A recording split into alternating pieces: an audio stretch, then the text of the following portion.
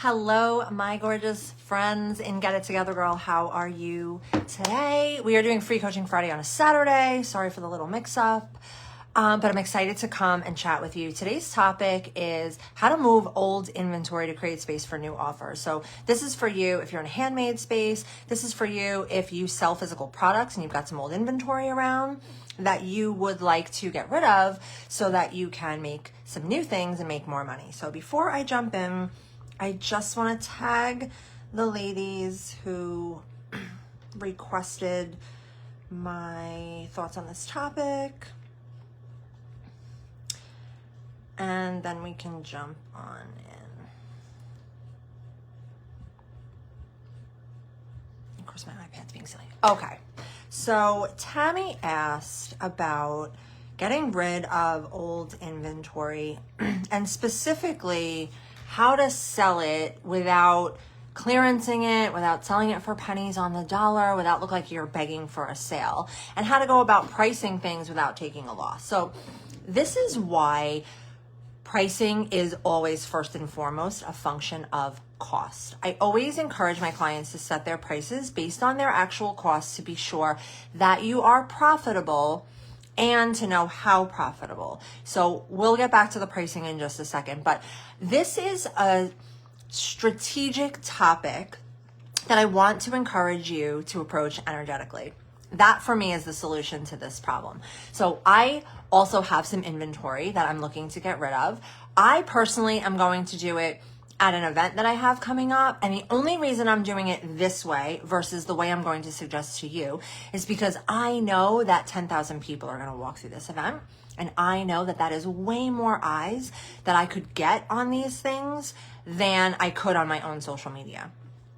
The reason that I personally am deciding to clearance this stuff at an event I'm doing next month is because it's mostly clothes, and clothes in particular, I feel like are best sold on the internet modeled on a body, and I'm not interested in doing that.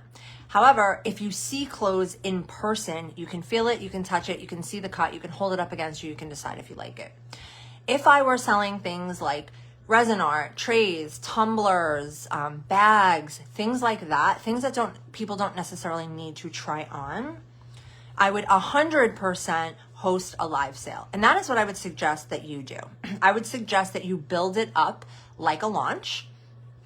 And the trick to selling without desperation or clearancing or pennies on the dollar is to bring the energy. And so what I mean by that is, when I do a clearance live sale online, and I would do this on my Facebook page, I would create an event and invite everyone who follows my page. I would post it on my personal page, and I would let people know that I am looking to create new offers and therefore I need your help. I have some old inventory that I would like to get rid of. I need your help. So who wants to go shopping, right? That is one way that I would market it. Hello, my friend Tammy. For me, selling off old stuff is about remembering it's still beautiful. It's still valuable. It's still an amazing item for the right person. It's just that the right person didn't happen to come along during the time that I was actively launching this or I first created it. And there's nothing wrong with that. It's about hosting a sale. So I would create a full-on, make a full-on party of it. I would do it on my business page. I would do it, create an event and invite everyone who follows my page. I would create a post on my own personal page, and then I would continue to post about it for a few days up until the event. So pick the date that you want to do the event. Maybe it's next weekend. I would start today. I would create the event on my Facebook page.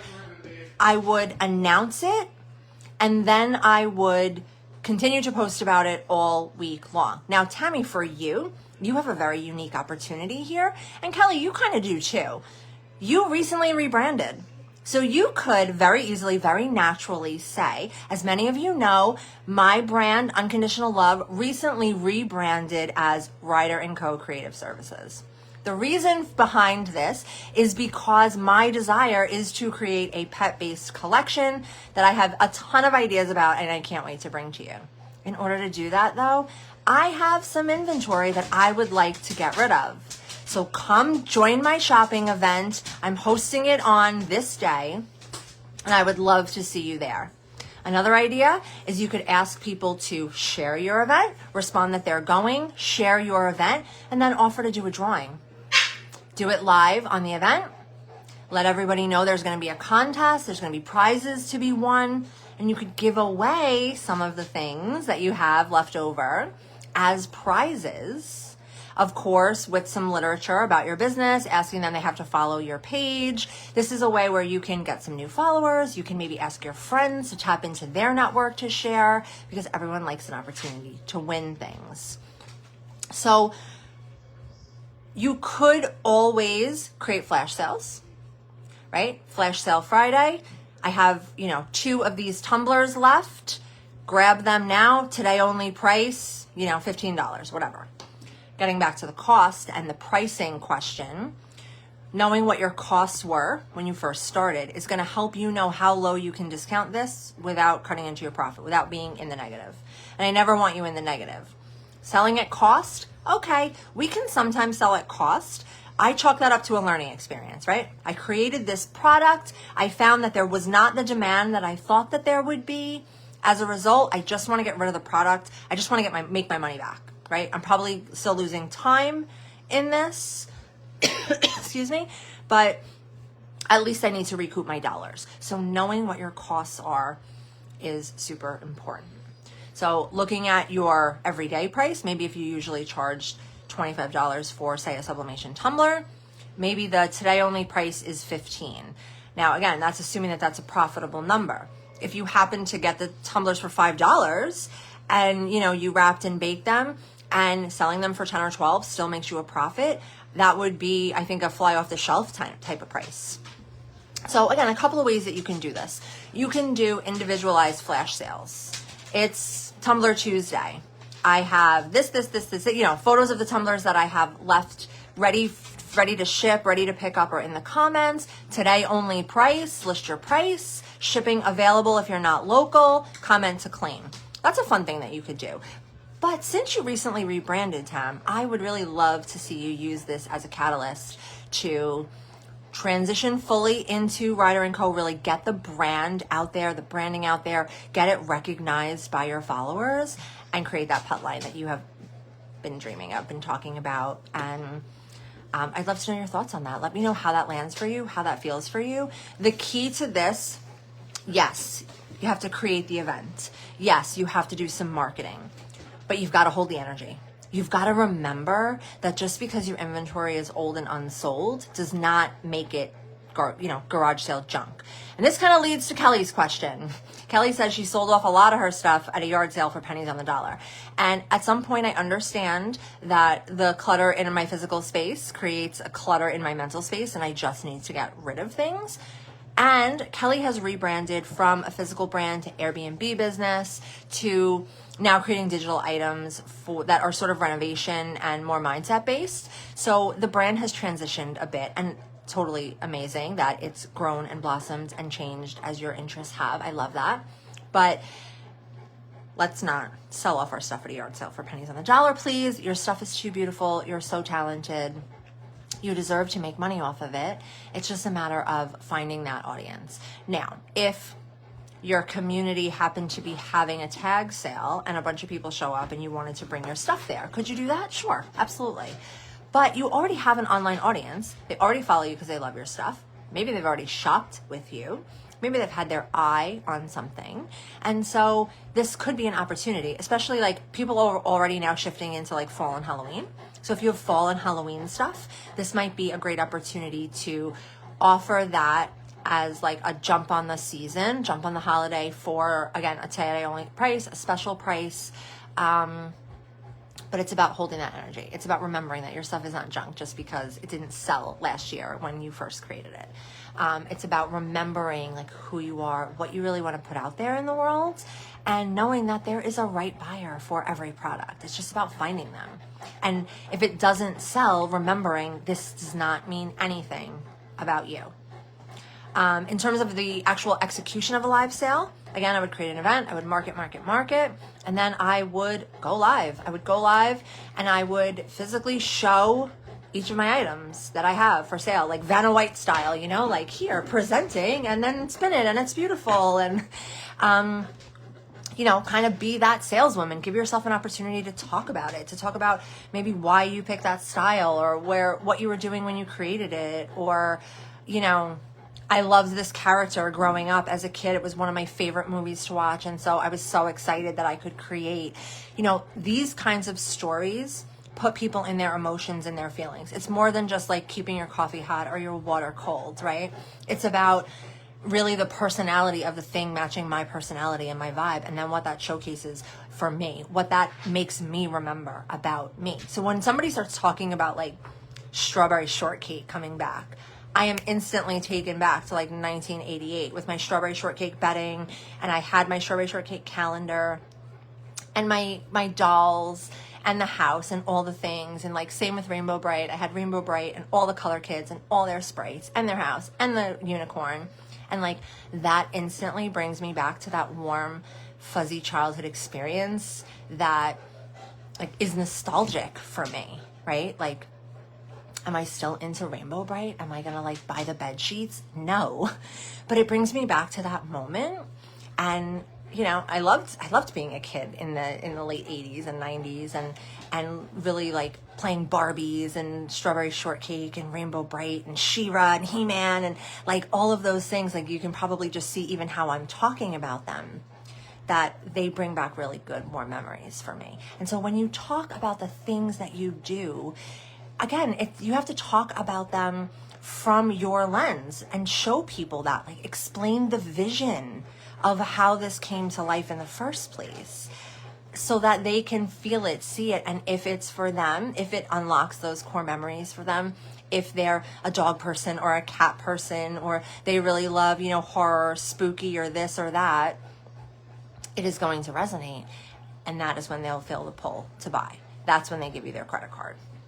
So I think that I have answered all of the questions. Let me just kind of take a quick peek. I'm not seeing any comments here, but that doesn't mean that you're not commenting. So if you are, I apologize. I will try to check from my other device to just make sure that I kind of am getting back to everybody. The other thing that you can do, kind of sidebar for old inventory, is donate it to raffles. I've done that.